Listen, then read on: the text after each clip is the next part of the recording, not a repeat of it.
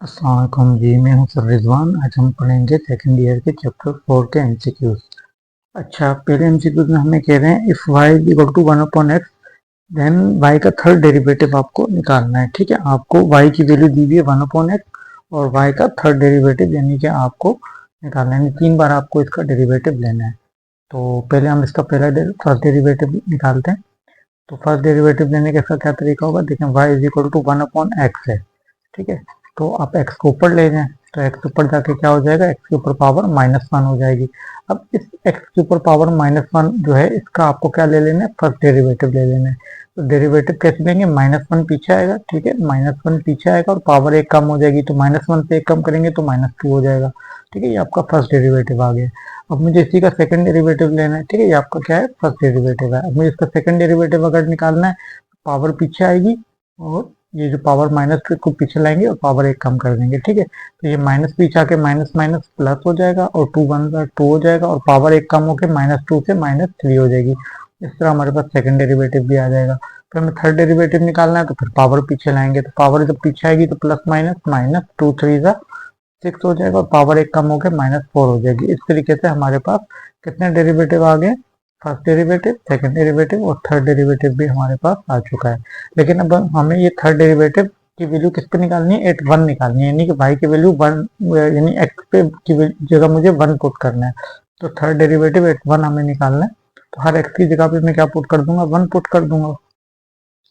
तो मुझे ही जैसे ही हर x की जगह पे 1 पुट करूंगा, देखें 1 के ऊपर तो कोई भी पावर हो उसका कोई असर नहीं होता, 1 के ऊपर कोई भी पावर आंसर 1 ही आता है। तो इसका आंसर 1 आएगा और 1 को जब इससे मल्टीप्लाई करेंगे तो -6 आ जाएगा। इसका थर्ड डेरिवेटिव एट 1 क्या आ रहा है, -6 आ रहा है, यानी कि बी जो है वो इसका सही आंसर हो जाएगा। ठीक है, चलिए नेक्स्ट एमसीक्यू की तरफ चलते हैं।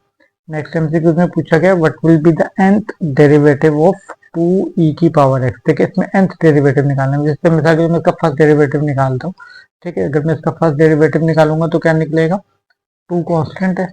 ठीक है, 2 तो कांस्टेंट है, वो ऐसे ही आ जाएगा। और e की पावर x का डेरिवेटिव क्या होता है, e की पावर x।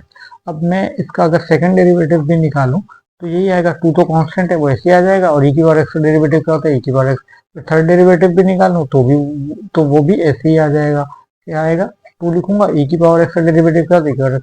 यानी कोई चेंज ही नहीं आ रहा, चाहे मैं कितना भी, चाहे फर्स्ट डेरिवेटिव निकालूं, सेकंड निकालूं, थर्ड निकालूं या nth निकालूं, आंसर 2 e की पावर x जाएगा, यानी कि c जो है वो इसका सही आंसर हो जाएगा।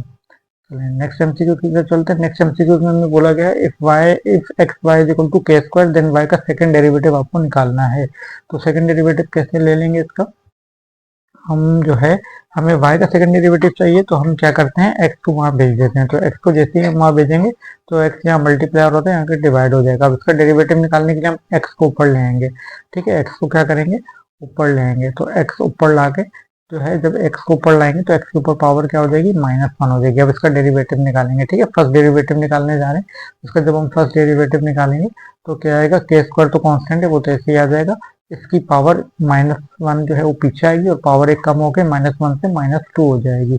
ठीक है, अब फर्स्ट डेरिवेटिव तो निकल गया, अब मुझे इसी का सेकंड डेरिवेटिव भी लेना है। तो जब मैं इसका सेकंड डेरिवेटिव लूंगा तो इसका सेकंड डेरिवेटिव क्या हो जाएगा, के स्क्वायर है कांस्टेंट वो तो ऐसे ही आ जाएगा। इसका डेरिवेटिव लेना है तो इसका जब, ठीक है, इसका मुझे जो है दोबारा से डेरिवेटिव लेना है। जब मैं इसका डेरिवेटिव लूंगा तो पावर पीछे आएगी, -2 पीछे आएगा तो माइनस माइनस प्लस हो जाएगा, 1 2 का 2 हो जाएगा, पावर एक कम होके -2 से -3 हो जाएगी। ठीक है जी, तो इस तरीके से, और ये एक्स को अगर मैं नीचे ले जाऊं तो क्या बन जाएगा, के का स्क्वायर, और यहाँ पे +2x है तो प्लस लिखने की जरूरत नहीं है, 2 लिख देंगे। और x के ऊपर -3 है तो ये नीचे जाके x के ऊपर पावर -3 से +3 हो जाएगी। तो 2k² डिवाइडेड बाई x की पावर 3। तो इसमें कौन सा आंसर बनेगा, इसमें ये हमारा d जो है वो सही आंसर बन जाएगा, 2k² डिवाइडेड बाई x का क्यूब। ठीक है, d जो है वो हमारा आंसर सही बन जाएगा। चलिए नेक्स्ट एमसीक्यू की तरफ चलते हैं। नेक्स्ट एमसीक्यू में बोला गया थर्ड ऑर्डर डेरिवेटिव निकालना है 2 की पावर x का। तो 2 की पावर x का डेरिवेटिव लेते हैं। पहले हम इसका पहले हमारे पास फंक्शन क्या दिया हुआ है, फंक्शन दिया हुआ है 2, फंक्शन हमें दिया हुआ है 2 की पावर x। अब इसका हमें क्या ले लेना है, फर्स्ट डेरिवेटिव ले लेना है। तो इसका जब मैं फर्स्ट डेरिवेटिव लूंगा तो a की पावर x का डेरिवेटिव क्या होता है, 2 की पावर x ln 2। ठीक है, ये इसका डेरिवेटिव देने का तरीका है। ठीक है, अगर किसी कांस्टेंट के ऊपर कोई वेरिएबल आ जाए तो उसका डेरिवेटिव कैसे लेते हैं, टू की पावर एक्स, जैसे टू के ऊपर पावर एक्स है ना, तो उसी का आगे आपने ln ले लेना है, टू की पावर एक्स ln टू, ये फर्स्ट डेरिवेटिव हो गया। अब मुझे इसका सेकंड डेरिवेटिव लेना है। जब मैं इसका सेकंड डेरिवेटिव लूंगा तो देखें ln टू तो कांस्टेंट है ना, टू का ln क्या होता है, कांस्टेंट है, तो ln टू जो है वो कांस्टेंट होने की वजह से वो तो पीछे ऐसे ही आ जाएगा। ठीक है, डेरिवेटिव किसका निकलेगा, टू की पावर एक्स का निकलेगा। ठीक है, ln टू तो कांस्टेंट है। ठीक है, जब मैं दोबारा डेरिवेटिव लूंगा तो मैं ln टू का नहीं लूंगा, ln टू कांस्टेंट है, टू की पावर एक्स का दोबारा डेरिवेटिव निकलेगा। तो टू की पावर एक्स का डेरिवेटिव क्या होता है, टू की पावर एक्स ln टू। ठीक है, जैसे ऊपर आपने यहाँ पे भी टू की पावर, यहाँ पे भी आपने टू की पावर एक्स का डेरिवेटिव लिया था, तो क्या आता है, टू की पावर एक्स ln टू। ठीक है, तो हम दोबारा भी टू की पावर एक्स का ही डेरिवेटिव लेंगे, ln टू का डेरिवेटिव नहीं लेंगे, क्योंकि ln टू जो है वो कांस्टेंट होता है। ठीक है, अगर ln x हो तो ln x जो होता है उसका डेरिवेटिव होता है 1/x, लेकिन ln x नहीं है ना, ये ln टू है, तो ln टू चूंकि कांस्टेंट होता है तो उसका डेरिवेटिव नहीं लेते। ठीक है, अगर ln x होता तो फिर तो मैं इन दोनों को प्रोडक्ट रूल से करता, लेकिन ये ln x नहीं है बल्कि ln टू है, तो ln टू होने की वजह से कांस्टेंट है, तो ये ऐसे ही आ जाएगा। और ln टू की पावर x का जो है वो डेरिवेटिव निकल आएगा, टू की पावर x ln टू। अच्छा जी, अब यहाँ पे देखें, इसको मल्टीप्लाई करें तो ये हो जाएगा टू की पावर एक्स, ऐसी आ जाएगी ln टू का स्क्वायर हो जाएगा। ठीक है, ये ln टू पे स्क्वायर लग जाएगा। ठीक है, ln टू दो है ना, मल्टीप्लाई होकर स्क्वायर हो गया। ठीक है, टू की पावर एक्स, तो इस तरीके से मेरे पास डबल डेरिवेटिव भी आ गया। अच्छा, डबल डेरिवेटिव तो आ गया, लेकिन मुझे कह रहे थे थर्ड ऑर्डर, हम मुझे थर्ड ऑर्डर डेरिवेटिव निकाला, यानी मुझे इसका फिर से डेरिवेटिव लेना है। तो ln टू का जो स्क्वायर है ये तो कांस्टेंट है, अगर मैं इसका थर्ड डेरिवेटिव भी निकालूंगा तो देखें ये जो वैल्यू है ln टू पे जो स्क्वायर लगा हुआ है तो कांस्टेंट है ना, ln टू कांस्टेंट है तो उसका स्क्वायर भी कांस्टेंट ही होगा, तो ये तो कांस्टेंट है, तो ऐसे ही निकल रह जाएगा, टू की पावर एक्स का डेरिवेटिव निकलेगा। तो टू की पावर एक्स का ऊपर भी डेरिवेटिव लिया, क्या निकलता है, टू की पावर एक्स ln टू। ठीक है, तो जब मैं इसको मल्टीप्लाई करूंगा तो ये ln टू और ये ln टू कितना हो जाएगा, ln टू का क्यूब हो जाएगा। ठीक है, ln टू का क्यूब हो जाएगा, और यहाँ पे क्या आ जाएगा, टू की पावर एक्स आ जाएगा। अच्छा, अब आप देखें थर्ड ऑर्डर डेरिवेटिव आपका निकल चुका है, लेकिन ऐसा कोई ऑप्शन नहीं है, तो हमें ऐसा कोई ऑप्शन बनाना पड़ेगा। ln टू का क्यूब देखिए, अगर हम इसी ऑप्शन देखें तो इसमें ln टू का क्यूब तो आ रहा है, इसमें भी ln टू का क्यूब आ रहा है, लेकिन ये टू की पावर एक्स नहीं आ रहा, लेकिन इन्होंने कुछ इसमें ऐसा बनाया हुआ है। देखें, आप किसी भी चीज के साथ ये कर सकते हैं, इन्होंने ये चीज की हुई है कि ई और ln। ठीक है, देखें ई और ln एक दूसरे के रेसिप्रोकल होते हैं, एक दूसरे से कट जाते हैं, और इसके साथ जो है वो आप क्या लिख सकते हैं, इसके साथ आप लिख सकते हैं टू की पावर एक्स लिख सकते हैं। ठीक है, कोई भी चीज हो, जैसे मिसाल के तौर पर आपके पास अगर जैसे कि एक्स है, ठीक है, तो आप उसको जैसे मिसाल के तौर पर ये एक्स एक्स की पावर एक्स है या एक्स है आपके पास, तो आप इसके साथ ई और ln लगा सकते हैं। अगर मैं इसको लिखने एक्स को लिखना चाहूँ तो मैं यूं करके भी लिख सकता हूँ कि इसके साथ ln लगा दूं और नीचे ई लगा दूं। ठीक है, तो किसी भी चीज के साथ ई और ln लगा सकते हैं। तो टू की पावर एक्स था, तो टू की पावर एक्स के साथ हमने ई और ln लगा दिया। अगर देखें, अगर मैं इसको कट करना चाहूँ तो ये कट होकर दोबारा वही बन जाएगा, ई और ln रेसिप्रोकल है, एक दूसरे से कट जाएंगे, तो दोबारा टू की पावर एक्स ही तो बनेगा। तो मैंने इस टू की पावर एक्स को इस फॉर्म में लिख दिया। ऐसे टू की पावर एक्स इस फॉर्म में लिखी जा सकती है, क्योंकि अगर आप दोबारा देखें, अगर मैं इसको दोबारा सॉल्व करूं तो दोबारा यही बन जाएगा। देखिए, ई और ln एक दूसरे के रेसिप्रोकल हैं, एक दूसरे से कट जाएंगे, जब ये कट जाएंगे तो दोबारा टू की पावर एक्स ही मिल जाएगा मुझे। ठीक है, तो मैंने इस फॉर्म में लिख लिया, और इससे मुझे फायदा ये होगा कि मुझे जो आंसर चाहिए वो मिल जाएगा। ठीक है, इस तरीके से मुझे जो आंसर चाहिए वो मिल जाएगा। तो अब मैं क्या करूंगा, एक्स को पीछे ले आऊंगा। ठीक है, मैं ln की प्रॉपर्टी lगा देता हूँ, यहाँ तो है ln टू का क्यूब है, और यहाँ पर क्या है, मैं प्रॉपर्टी लगाने जा रहा हूँ, ई लिखूंगा, ये जो एक्स है ना, ये वाला एक्स, इसको मैं पीछे ला रहा हूँ। ठीक है, एक्स को मैं पीछे ले आऊंगा और ln टू लिख दूंगा। ठीक है, पावर जो होती है, देखिए टू के ऊपर पावर क्या थी, एक्स थी, तो टू जो पावर होती है वो पीछे आ जाती है ln के, और अगर पीछे कोई नंबर है तो पावर में चला जाता है, तो मैं एक्स की पावर को पीछे ले आया हूँ। ठीक है, ठीक है, इस तरीके से मुझे जो आंसर चाहिए था मिल गया, ln टू का क्यूब और ई की पावर एक्स ln टू, यानी कि सी जो है वो इसका सही आंसर हो जाएगा। ठीक है, इन्होंने इसको इस फॉर्म में बना दिया है। ठीक है, तो वैसे सोल्व करने के लिए तो यहाँ तक भी काफी था, लेकिन ऐसा कोई ऑप्शन नहीं आ रहा था, तो हमें जो ऑप्शन दिए हुए थे उसके लिहाज से हमें चलना था, तो हमें जो इस तरीके से सी ऑप्शन जो है वो मिल गया है। इसके बाद हम अगले एमसीक्यू की तरफ चलते हैं। अगले एमसीक्यू में बोले सेकंड ऑर्डर डेरिवेटिव निकालना है, तो उसका सेकंड ऑर्डर डेरिवेटिव निकाल लेते हैं इसका। तो वैल्यू क्या दी हुई है आपको, वैल्यू आपको दी हुई है f x is equal to a sine x और प्लस बी कॉस एक्स। ठीक है, अब हमने इसका क्या करना है, इसका सेकंड ऑर्डर डेरिवेटिव निकालना है। तो पहले इसका फर्स्ट ऑर्डर डेरिवेटिव लेते हैं। तो फर्स्ट ऑर्डर डेरिवेटिव इसका किस तरीके से निकलेगा, ए लिखेंगे और साइन एक्स का डेरिवेटिव होता है cos x, फिर लिखेंगे प्लस का b, और cos x का डेरिवेटिव क्या होता है, cos x का डेरिवेटिव होता है माइनस साइन x। ठीक है, इस तरीके से हमारे पास फर्स्ट ऑर्डर डेरिवेटिव आ गया है। चले, फर्स्ट ऑर्डर डेरिवेटिव अब ये प्लस माइनस माइनस भी कर देते हैं, माइनस b साइन x हो जाएगा और ये हो जाएगा a cos x हो जाएगा। ठीक है, फर्स्ट ऑर्डर डेरिवेटिव हमारे पास आ गया है।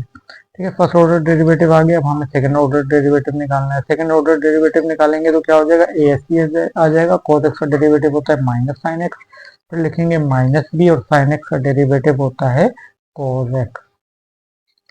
ठीक है, माइनस शुरू में ले आते हैं, ये बन जाएगा माइनस साइन और ये माइनस बी cos x। अच्छा, अगर मैं यहाँ से माइनस कॉमन ले लूँ तो पीछे क्या रह जाएगा, A sine X plus B cos x। तो देखें फंक्शन बन गया हमारे पास। देखें फंक्शन यही था हमारे पास, ये देखें क्वेश्चन जो था, देखें A sine X plus B cos x, ये चीज हमारे पास आ गई। यानी कि एफ का डबल डेरिवेटिव हमारे पास जो आ रहा है वो minus time of F X आ रहा है, तो यानी कि बी जो है वो इसका सही आंसर हो जाएगा। ठीक है, चलें जी नेक्स्ट एमसीक्यूज की तरफ चलते हैं। नेक्स्ट एमसीक्यूज में बोला हुआ है if s is the distance, if s is the distance covered by a car, तो s जो है वो डिस्टेंस कवर्ड बाय कार है, और आपको निकालना है d two s upon d two का स्क्वायर, यानी कि डी टू एस। ठीक है, टू यहाँ पे था, चलेंगे d two s upon d t का स्क्वायर जो है वो आपको पता करना है। तो यानी कि आपको डबल डेरिवेटिव जो है वो निकालना है। तो डबल डेरिवेटिव निकालना है, डिस्टेंस का डबल डेरिवेटिव। डिस्टेंस का आप फर्स्ट टाइम डेरिवेटिव लें तो वेलोसिटी आता है, और दोबारा डेरिवेटिव ले लें तो एक्सप्लोरेशन आता है। तो सी जो है वो इसका सही आंसर है, यानी डिस्टेंस का आपने दो बार डेरिवेटिव लेना है। तो फर्स्ट टाइम डेरिवेटिव लेंगे तो वेलोसिटी आएगा, और दोबारा डेरिवेटिव यानी सेकंड टाइम डेरिवेटिव लेंगे तो एक्सप्लोरेशन आ जाएगा। ठीक है, चलिए नेक्स्ट एमसीक्यूज की तरफ चलते हैं। नेक्स्ट एमसीक्यूज में हमें बोला हुआ है टेन इनवर्स एक्स का आपको डेरिवेटिव लेना है। y की वैल्यू आपको दी हुई है टेन इनवर्स एक्स। ठीक है, इसका आपको डबल डेरिवेटिव लेना है। तो इसका डेरिवेटिव लेते हैं, तो इसका फर्स्ट टाइम डेरिवेटिव लेंगे तो वो आएगा one divided by one plus x का स्क्वायर। ठीक है, इसका दोबारा सेकंड डेरिवेटिव भी लेना है। अब इसी का जब दोबारा डेरिवेटिव लेंगे तो ये ऊपर आ जाएगा। ठीक है, इसको फिर हमें ऊपर लेकर आना पड़ेगा। ये ऊपर जाके क्या हो जाएगा, वन प्लस एक्स का स्क्वायर था ना, ये ऊपर जाके क्या हो जाएगा, पावर माइनस वन हो जाएगी। ठीक है, जब पावर नीचे प्लस वन थी ऊपर जाके माइनस वन होगी। तो अब मैं इस वाले का डेरिवेटिव लूंगा, सेकंड डेरिवेटिव। तो इसका जब मैं डेरिवेटिव लूंगा तो पावर पीछे आ जाएगी और एक पावर कम हो जाएगी। ठीक है, एक पावर कम हो जाएगी, माइनस वन से माइनस टू हो जाएगी, और जिससे एक्स समझा है उसका आगे फिर से डेरिवेटिव लेंगे। तो वन का डेरिवेटिव होता है जीरो, और एक्स स्क्वायर का डेरिवेटिव होता है टू एक्स। ठीक है, ब्रैकेट के अंदर एक्स नहीं था ना, अगर एक्स होता तो मैं छोड़ देता, लेकिन ये एक्स नहीं है बल्कि एक्स के अलावा कुछ और है। तो जिसे एक्स समझा है उसका आगे आपको फिर से डेरिवेटिव लेना है। तो ये हो जाएगा माइनस वन, यहाँ आ जाएगा वन प्लस एक्स का स्क्वायर पावर में minus two, zero plus two x होता है टू एक्स। ठीक है, तो ये वैल्यू हमारे पास क्या बन गई। अब यहाँ पर हम जो है इसको नीचे ले आते हैं, ये हो जाएगा माइनस वन को टू एक्स से मल्टीप्लाई करेंगे हो जाएगा माइनस टू एक्स, और इसको नीचे अगर ले आएंगे तो वन प्लस एक्स का स्क्वायर है ना, तो वन प्लस एक्स का स्क्वायर के ऊपर पावर माइनस टू है, तो नीचे आकर ये प्लस टू हो जाएगी। अच्छा, अब इसमें वैल्यू डाल देते हैं। हमारे पास हमें डबल डेरिवेटिव जो निकालना है वो निकालना है एट वन, यानी हर एक्स की जगह मुझे वन पुट करना है। तो मैं हर एक्स की जगह जब वन पुट करूंगा तो क्या हो जाएगा, वन का स्क्वायर वन हो जाएगा, और ये ठीक है। अब देखें मैं इसको सॉल्व करता हूँ, तो ये हमारे पास हो जाएगा माइनस टू वन का टू। ठीक है, माइनस टू हो गया, नीचे आ जाए, नीचे वन, वन प्लस वन का स्क्वायर वन होता है, और वन प्लस वन टू होता है, तो हो गया टू का स्क्वायर हो गया। तो ये वैल्यू क्या बन गई, ऊपर रह गया माइनस टू, नीचे आ गया टू का स्क्वायर फोर, और ये कट के क्या हो गया टू वन का और टू टू का। तो यानी कि minus half, minus one upon two जो है वो इसका सही answer, minus one upon two, यानी ए जो है वो इसका सही आंसर बन रहा है। चलें जी नेक्स्ट एमसीक्यूज की तरफ चलते हैं। नेक्स्ट एमसीक्यूज में हमें बोला गया है if y is equal to x minus x cube upon three factorial plus x five upon five factorial. ठीक है, ये तो आपको याद ही करना है कि ये जो है मैक्लॉरेन सीरीज किसकी होती है, ये साइन एक्स की मैक्लॉरेन सीरीज है।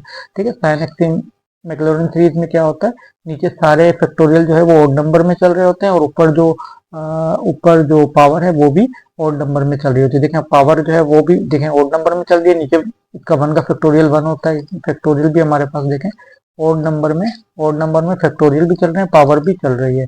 इसी तरीके से जो है ये हमारे पास जो है पावर भी और नीचे फैक्टोरियल भी जो है वो ओड नंबर में चल रहे होते हैं, और इनके साइन जो है, साइन इस तरीके से होगा कि पहला प्लस का होगा, फिर माइनस, फिर प्लस, और फिर उसके बाद माइनस, ठीक है। इस तरीके से चलता रहेगा। इस तरह की जो मैक्लॉरिन सीरीज होगी उसको वो साइन एक्स की कहलाएगी, ठीक है। चलेंगे नेक्स्ट एमसीक्यू की तरफ चलते हैं।